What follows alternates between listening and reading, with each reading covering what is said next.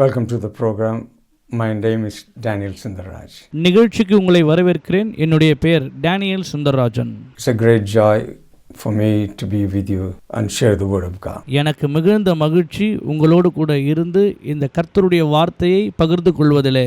Heavenly Father, we come to you in the name of Jesus. உம்முடைய குமாரனாகிய இயேசுவின் நாமத்தினாலே இந்த காரியங்களை தொடங்குகிறோம். I pray that you will open our eyes to see and our ears to hear what the Spirit of God is saying through your word. In Jesus' name, amen. ஆண்டவரே, உம்முடைய குமாரனாகிய இயேசுவின் நாமத்தினாலே நீர் எங்களுடைய கண்களை திறந்தருள்வீராக. உம்முடைய வார்த்தையை நாங்கள் கேட்டு புரிந்து கொள்வதற்கு எங்களுக்கு உதவி செய்யுங்க. இயேசுவின் நாமத்தில் பிதாவே, ஆமென். We're going to continue our study from the book of Daniel. We are in Daniel chapter 5.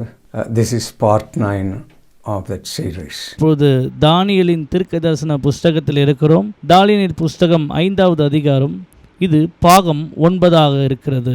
I'm going to read a couple of prophecies from Jeremiah that were fulfilled here in this chapter. So I'll just read those verses before we go to the study of Daniel chapter 5. எரேமியாவில் சொல்லப்பட்ட சில தீர்க்க தரிசனங்கள் இந்த தானியேலின் புஸ்தகத்திலே நிறைவேறுதலாய் இருக்கிறது. ஆக நாம் இதிலே சில வசனங்களை பார்த்து இப்போது தியானிக்க இருக்கிறோம். Jeremiah chapter 27 verse 6 and 7. Verse 6, and now I've given all these lands into the hand of Nebuchadnezzar, the king of Babylon, my servant, and the beasts of the field I have also given to him to serve him. எரேமியா தீர்க்க தரிசன புஸ்தகம் 27வது அதிகாரம் 6வது வசனம். இப்போதும் நான் இந்த தேசங்களை எல்லாம் என் ஊழியக்காரனாகிய நேபுகாத் நேச்சார் என்கின்ற பாபிலோன் ராஜாவின் கையிலே கொடுத்தேன். அவனுக்கு ஊழியம் செய்யும்படி வெளியின் மிருக ஜீவன்களையும் கொடுத்தேன். Verse 7, so all nations shall serve him and his sons and his son's son until the time of his land comes, and then many nations and great kings shall make him serve them. 7வது வசனம், அவனுடைய தேசத்துக்கு காலம் வருகிற வரையில் சகல ஜாதிகளும் அவனையும் அவனுடைய புத்திர பௌத்தவரையும் சேவிப்பார்கள். அதன் பின்பு அநேக ஜாதிகளும் பெரிய ராஜாக்களும் அவனை அடிமை கொள்வார்கள். This is what Jeremiah prophesied many years ago. What we see here, that it clearly says how long the Babylonian empire will last. இதைத்தான் எரேமியா தீர்க்கதரிசி அங்கே இதை குறித்து தீர்க்க தரிசனமாய் சொல்லியிருந்தார். எவ்வளவு காலம் நாங்கள் இங்கே அடிமைகளாய் இருக்க வேண்டும் என்பதாக. It clearly says here, they'll serve him and his sons and his sons' sons. What it's saying here is Babylonian empire will be there for 3 generations. அவர்கள் என்ன சொன்னார்கள் என்றால், நாங்களும் எங்கள் பிள்ளைகளும் பிள்ளைகளின் பிள்ளைகளும் ஆகிய 3 தலைமுறைகள் தொடர்ச்சியாக இந்த பாபிலோன் தேசத்தை ஆளுவோம் என்பதாக. Also going to read another verse, Jeremiah chapter 51 and verse 57. I will make drunk her princes and wise men, her governors, her deputies, and her mighty men, and they shall sleep a perpetual sleep and not awake, says the King, whose name is the Lord of hosts. எரேமியா தீர்க்கதரிசன புஸ்தகம் 51வது அதிகாரம் 57வது வசனம். அதன் பிரபுக்களையும் அதன் ஞானிகளையும் அதன் தலைவரையும் அதன் அதிகாரிகளையும் அதன் பராக்கிரமசாலிகளையும் வெறிக்க பண்ணுவேன். அப்போது அவர்கள் என்றென்றைக்கும் விழிக்காத தூக்கமாய் தூங்கி விழுவார்கள் என்று சேனைகளின் கர்த்தர் என்னும் நாமமுள்ள ராஜா சொல்லுகிறார். We're going to see this going to be fulfilled towards the end of Daniel chapter 5. இதை நாம் பார்க்கிறோம். இந்த தீர்க்க தரிசனமானது தானியேல் புஸ்தகம் 5வது அதிகாரத்தின் கடைசியிலே நிறைவேறுதலாய் காணப்படுகிறது. Daniel chapter 5 verses 1 to 4. Belshazzar the king made a great feast for 1,000 of his lords and drank wine in the presence of the 1,000. தானியேலின் புஸ்தகம் 5வது அதிகாரம் 1வது வசனம். பெல்சாஸ்தார் என்னும் ராஜா தன் பிரபுக்களில் 1000 பேருக்கு ஒரு பெரிய விருந்து செய்து அந்த 1000 பேருக்கு முன்பாக திராட்சரசம் குடித்தான். While he tasted the wine, Belshazzar gave command to bring the gold and silver vessels which his father Nebuchadnezzar has taken from the temple which had been in Jerusalem, that the king and his lords, his wives and his concubines might drink from them. பெல்ஷாஸ்தார் திராட்சரசத்தை ருசித்து கொண்டிருக்கையில் அவன் தன் தகப்பனாகிய நேபுகாத் நேச்சார் எருசலேம் தேவாலயத்திலிருந்து கொண்டு வந்த பொன் வெள்ளி பாத்திரங்களில் ராஜாவாகிய தானும் தன் பிரபுக்களும் தன் மனைவிகளும் தன் வைப்பாட்டிகளும் குடிக்கிறதற்காக அவைகளை கொண்டு வரும்படி கட்டளையிட்டான். Verse 3, they brought the gold vessels that had been taken from the temple of the house of God which had been in Jerusalem, and the king and his lords, his wives and his concubines drank from them. அப்பொழுது எருசலேமில் உள்ள தேவனுடைய வீடாகிய ஆலயத்திலிருந்து எடுக்கப்பட்ட பொற்பாத்திரங்களை கொண்டு வந்தார்கள். அவைகளில் ராஜாவும் அவனுடைய பிரபுக்களும் அவனுடைய மனைவிகளும் அவனுடைய வைப்பாட்டிகளும் குடித்தார்கள். Verse 4, they drank wine and praised God of gold and silver, bronze and iron, wood and stone. அவர்கள் திராட்சரசம் குடித்து பொன்னும் வெள்ளியும் வெண்கலமும் இரும்பும் மரமும் கல்லும் ஆகிய தேவர்களை புகழ்ந்தார்கள். Here in this chapter 5, we begin saying King Belshazzar. இந்த 5ஆம் அதிகாரம் துவக்கத்திலே பெல்ஷாஸ்தார் என்னும் ராஜாவுடைய வாழ்க்கையை நாம் பார்க்கிறோம். We've been studying about King Nebuchadnezzar in the last 4 chapters, but all of a sudden we see in the 5th chapter King Belshazzar. அந்த 4 அதிகாரத்திலே நேபுகாத் நேச்சார் ராஜாவை குறித்து நாம் படித்திருந்தோம். இப்பொழுது இந்த 5ஆம் அதிகாரத்திலே பெல்ஷாஸ்தார் என்னும் ராஜாவினுடைய வரலாறை நாம் பார்க்கிறோம். I'm going to explain briefly how Belshazzar got to be the king of Babylon. நான் உங்களோடு விளக்கமாய் பேச இருக்கிறேன் எப்படி பெல்ஷாஸ்தார் பாபிலோன் மாகாணத்தின் மீது ராஜாவாக வந்தார் என்று சொல்லி. King Nebuchadnezzar died in 562 BC around the age of 72 years. ராஜாவாகிய நேபுகாத் நேசார் 5-6 BC-க்குள்ளாக மரித்து விட்டார், 72 வயதிற்குள்ளாகவே. He reigned for 44 years. அவர் 44 ஆண்டுகள் அங்கே அரசாட்சி செய்தார். During the time of his reign, there was no rival to his kingdom. அவருடைய ஆட்சியின் காலத்திலே எந்த விதமான போரும் எந்த விதமான காரியமும் அங்கே காணப்படவில்லை. After the death of King Nebuchadnezzar, Babylonian kingdom began to decline. நேபுகாத் நேச்சார் ராஜா மரித்த பின்பதாக அந்த ராஜ்யத்திலே அவர்கள் இதை குறித்து உறுதிப்படுத்தினார்கள். There was a power struggle within the family and assassinations, and finally we see King Belshazzar on the throne. நேபுகாத் நேச்சாருடைய மரணத்திற்கு பின்பதாக அவருடைய குடும்பத்திலும் தேசத்திலும் மத்தியிலே யாருக்கு அடுத்த அதிகாரம் கொடுக்க வேண்டும் என்கின்ற கலக்கம் போய்கொண்டிருந்தது. எப்படியோ பெல்ஷாஸ்தார் அடுத்த ராஜாவாக பதவியேற்றார். Actually Nebuchadnezzar's son-in-law Nabonidus, he succeeded to the throne. நேபுகாத் நேச்சாரின் மருமகன் தான் அந்த பதவிக்கு வந்திருக்க வேண்டும். ஆனால் சில சூழ்நிலைகள் நிமித்தமாக but he did not want like the day-to-day running of the Babylonian kingdom, and he wanted to spend a lot of time in Arabia. அவர்களுக்கு அந்த பதவி வகிப்பதிலே அந்த அளவுக்கு பிரியமில்லை. மாறாக அவர் அரேபிய தேசத்திற்கு வாழும்படியாக சென்று விட்டார். So he was an absent king. So he put his son Belshazzar as king number 2, look after, to run the Babylonian kingdom. இரண்டாவது மகனாகிய பெல்ஷாஸ்தாரை அந்த ராஜ்யத்திலே ராஜாவாக, இரண்டாவது மகனாகிய அவரை ராஜாவாக அந்த தேசத்திலே அவர் நியமித்தார். Belshazzar was a co-regent or a co-ruler.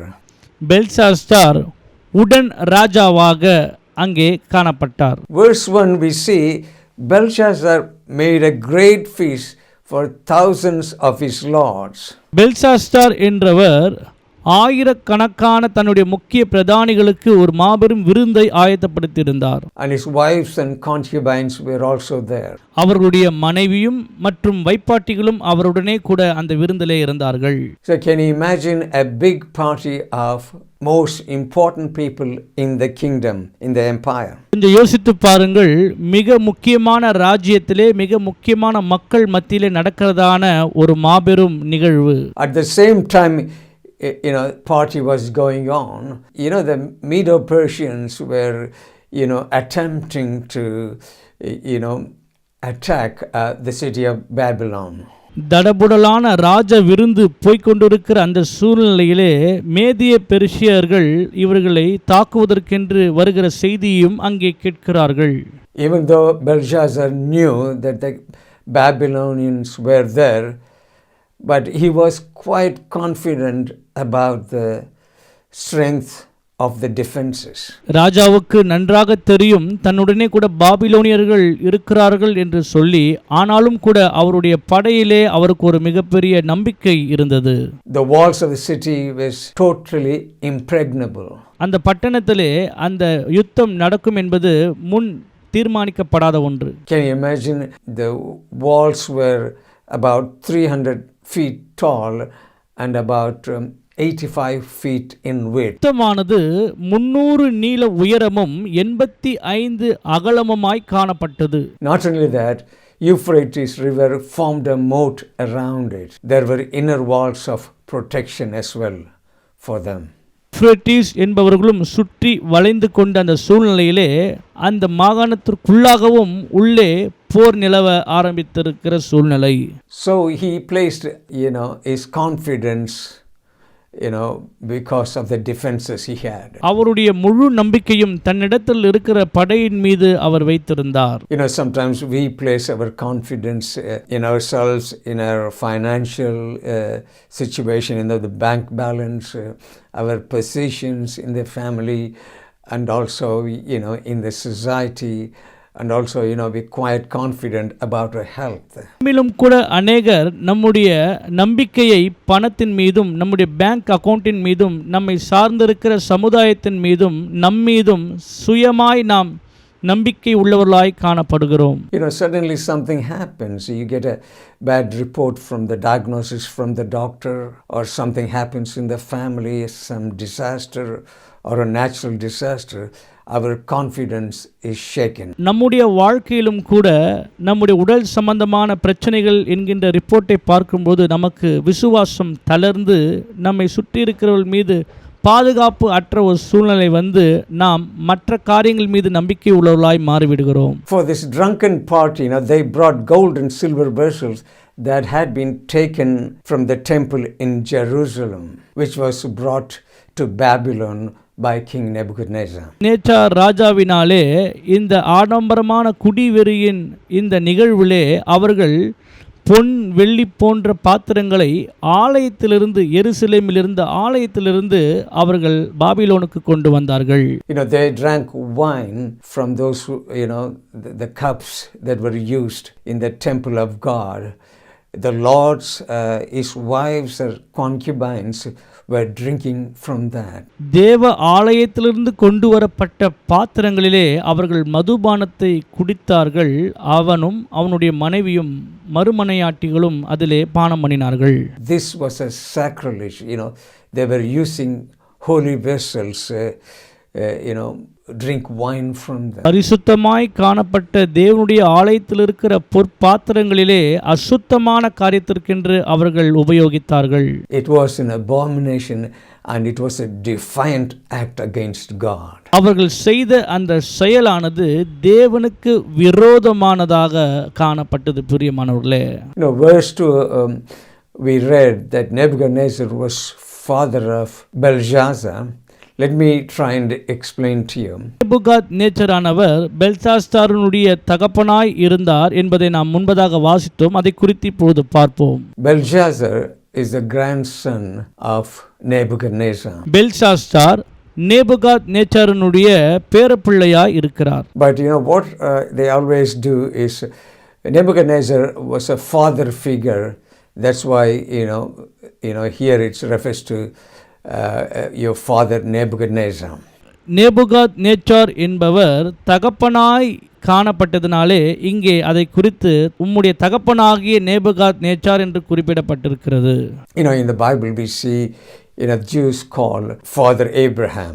நாம் பார்க்கிறோம் யூதர்கள் தகப்பனாகிய ஆபிரகாமே என்று அழைக்கிறார்கள். So Nebuchadnezzar here is referred to as a father figure.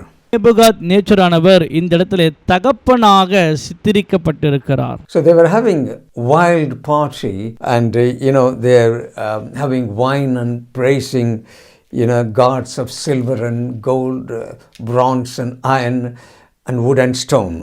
இடத்திலே பார்க்கும் பொழுது வெள்ளி, பொன், வெண்கலம், இரும்பு போன்ற எல்லா விதமான பாத்திரங்களும் காணப்பட்டது.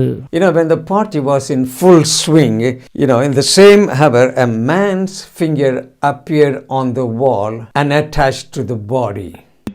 வெறித்து அவர்களுடைய அந்த நிகழ்ச்சியானது முழு உச்சத்திலே இருக்கும் பொழுது ஒரு விரலானது செவுரிலே எழுதுகிறதாய் காணப்பட்டது.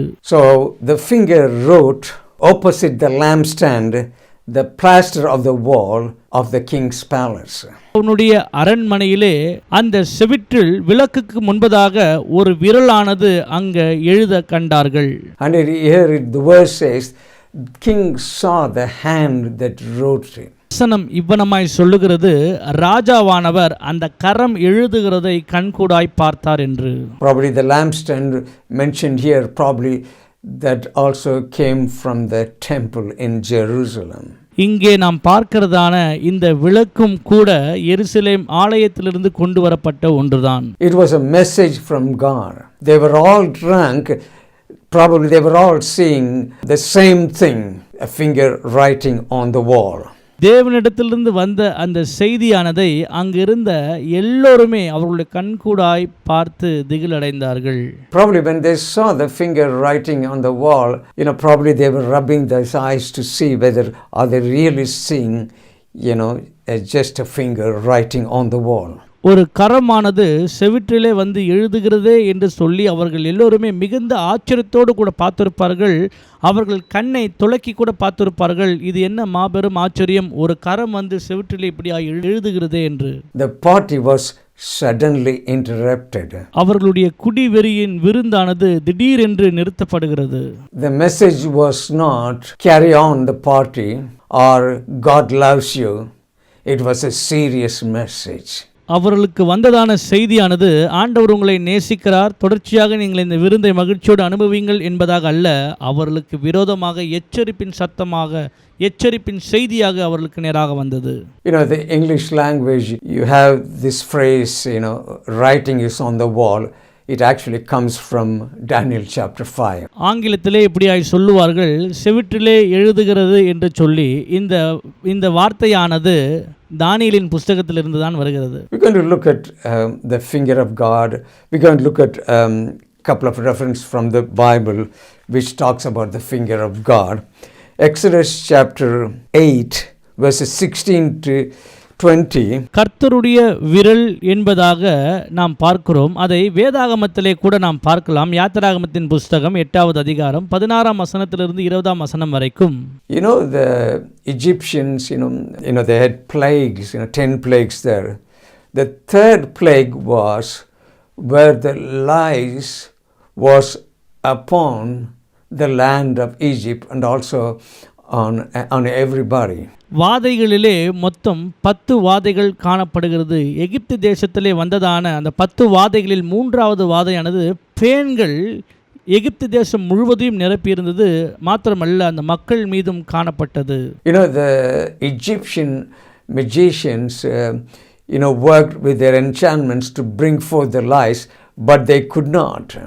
எகிப்திய மந்திரவாதிகளும் கூட அவர்கள் எப்படியாகிலும் இந்த மாந்திரிகத்தின் மூலமாக இந்த பேன்களை நாமும் செய்வோம் என்று முற்பட்டார்கள். ஆனால் அது அவர்களுக்கு வாய்க்கப்படவில்லை. The magician said to Pharaoh,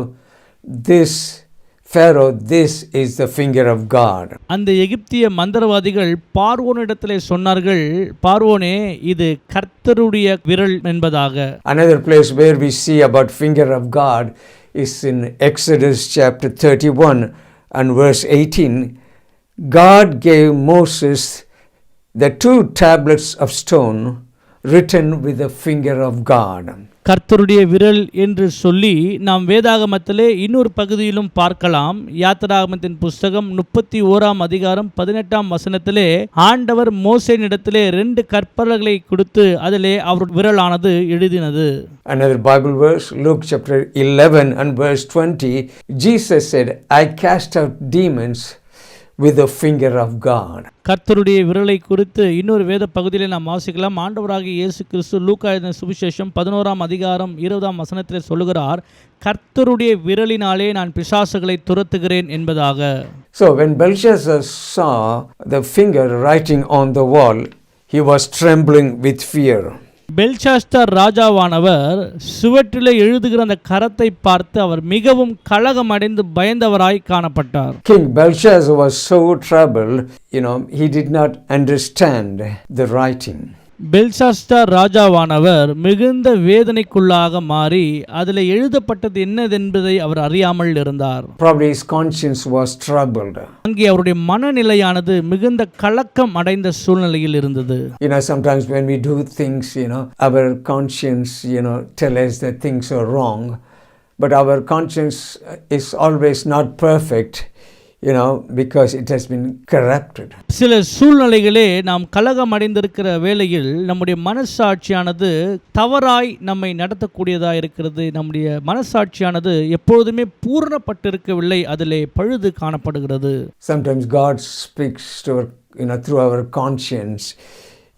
Probably he says, it's time for you to accept the Lord Jesus Christ as your Savior, but sometimes we put it off. சில நேரங்களிலே ஆண்டவர் நம்முடைய மனசாட்சியிலே பேசுகிறவராய் காணப்படுவார். இப்பொழுது என்னை நீ ஏற்றுக்கொள்ள வேண்டும் என்று சொல்லி, ஆனால் நாம் அதை நிராகரிக்கிறவர்களாய் பல நேரங்களிலே காணப்படுகிறோம். If God is speaking to you today, don't refuse it.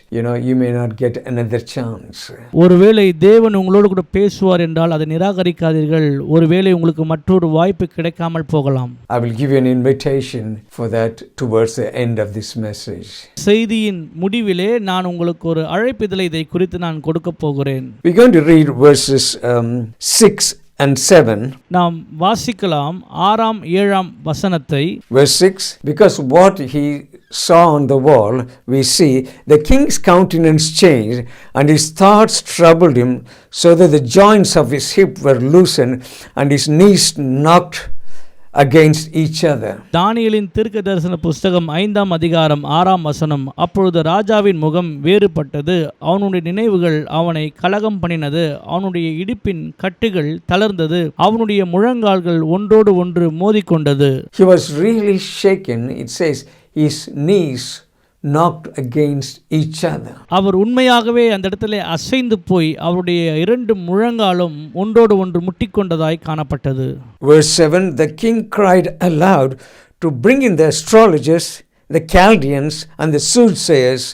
And the king spake, saying to the wise men of Babylon, whoever reads this writing and tells me its interpretation shall be clothed in purple and have a chain of gold around his neck, and he shall be the 3rd ruler in the kingdom. 7ஆம் வசனம். ராஜா உரத்த சத்தமிட்டு ஜோசியரையும் கல்தேயரையும் குறி சொல்லுகிறவர்களையும் உள்ளே அழைத்து வரும்படி சொன்னான். ராஜா Babylon ஞானிகளை நோக்கி, இந்த எழுத்தை வாசித்து இதன் அர்த்தத்தை எனக்கு வெளிப்படுத்துகிறவன் எவனோ அவன் இரத்தாம்பரமும் கழுத்திலே பொற்சாரப்பனையும் தரிக்கப்பட்டு ராஜ்யத்திலே 3ஆம் அதிபதியாய் இருப்பான் என்று சொன்னான். King says, whoever reads this writing shall be rewarded. ராஜா சொன்னார், இதை வாசித்து எனக்கு வியாக்கியானம் பண்ணுகிறவனுக்கு நான் பரிசளிப்பேன் என்பதாக. And he says he will be the 3rd ruler. I'll explain to you why the 3rd ruler. ராஜா அவர்களுக்கு சொன்னான், இவனை நான் 3வது அதிபதியாக மாற்றுவேன். அதை குறித்து நான் உங்களுக்கு சொல்லுகிறேன். I already mentioned that Nabonidus, who was Belshazzar's father, was number 1 king, and number 2 is Belshazzar. So the vacant position is number 3. That's why he said he'll be the 3rd ruler in the kingdom. நேபுகாத் நேச்சரானவர் 1வது ராஜாவாகவும் 2வதாக பெல்சாஸ்தார் இருந்தபடினாலே அவர் அங்கே குறிப்பிட்டிருந்தார். மூன்றாவது ஒரு இடம் காலியாக இருந்தபடினாலே, வெற்றிடமாய் இருந்தபடினாலே மூன்றாவது இடத்தை கொடுப்பேன் என்பதாக. So he called the wise men, and we read in verse 8, now all the king's wise men came, but they could not read the writing and make known the king its interpretation. ஆக அவர் ஞானிகளை அழைத்து, அந்த வசனத்தை 8ஆம் வசனத்திலே பார்க்கலாம். அப்பொழுது ராஜாவின் ஞானிகள் எல்லோரும் வந்து சேர்ந்தார்கள். ஆனாலும் அவர்கள் அந்த எழுத்தை வாசிக்கவும் அதன் அர்த்தத்தை ராஜாவுக்கு தெரிவிக்கவும் கூடாதிருந்தது. It's a strange thing, they could not even read the writing. இது அவர்களுக்கு வேறுபட்டதாய் காணப்பட்டபடினாலே அவர்களால் அதை வாசிக்க முடியாமல் போய்விட்டது. King Belshazzar was, verse 9, King Belshazzar was greatly troubled, his countenance was changed, and his lords were astonished. 9ஆம் வசனம், அப்பொழுது ராஜாவாகிய பெல்சாஸ்தார் மிகவும் கலங்கினான், அவனுடைய முகம் வேறுபட்டது, அவனுடைய பிரபுக்கள் திகைத்தார்கள். The problem here is they could not even read the writing. பிரச்சனை என்னவென்றால் அவர்களால் அந்த எழுத்தை வாசிக்க கூட முடியவில்லை. The king Belshazzar wanted to know what the writing is, in interpretation, its significance and application. பெல்சாஸ்தார் ராஜாவுக்கு அந்த நேரத்திலே அந்த வார்த்தைகள் என்ன எழுதியிருக்கிறது என்பதை குறித்து வியாக்கியானம் தேவைப்பட்டதாக காணப்பட்டது. Because they saw the writing on the wall, the party was going in full swing. You know, I don't know whether you heard parties in a hotel or something when the party is going on. You know, it's with loud music and very loud, and you can't hear a thing. அந்த விருந்தானது முழு உச்சத்திற்கு போகிற அந்த சூழ்நிலையிலே ஒரு புறம் அவர்கள் நன்றாக உணவை அறிந்து கொண்டு மதுபானத்தை குடித்து அந்த உச்ச சந்தோஷத்தில் அவர்கள் இருக்கும் பொழுது இப்பேற்பட்ட காரியங்களை பார்ப்பது மிகுந்த வித்தியாசமாய் அங்கே காணப்பட்டது. As soon as they saw the writing, everybody was shocked. So probably there was silence. அந்த கரமானது செவிட்டிலே எழுதினதை சுற்றியிருந்த எல்லோரும் பார்த்த பொழுது அங்கே ஒரு மாபெரும் அமைதி ஏற்பட்டது. Verse 10 it says, Queen, because of the words of the king and his lords, came to the banquet hall, and the queen spoke, saying, O king, live forever. Do not let your thoughts trouble you, nor let your countenance change.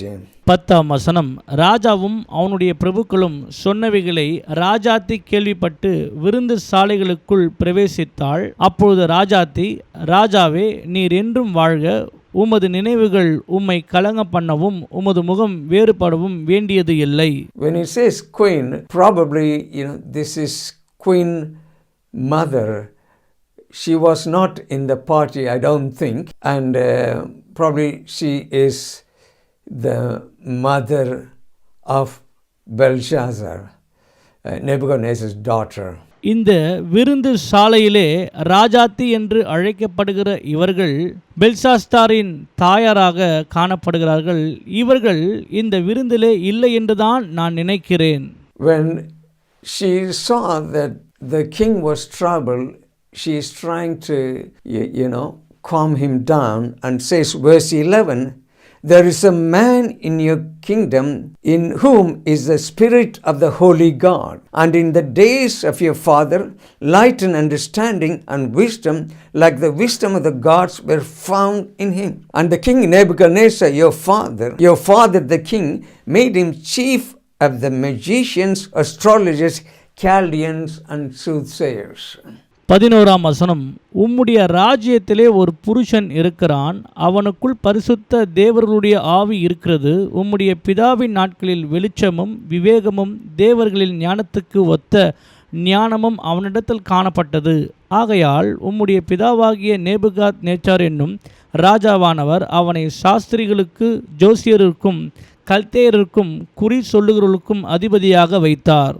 She is talking about a man in the Babylonian kingdom. அவர்கள் இங்கே ஒரு மனிதன் Babylon ராஜ்யத்திலே இருந்ததாக சொல்லுகிறார். Verse 12, inasmuch as an excellent spirit, knowledge, understanding, interpreting of dreams, solving riddles, explaining enigmas, were found in Daniel, whom King Belshazzar, now let Daniel be called, and he will give you the interpretation.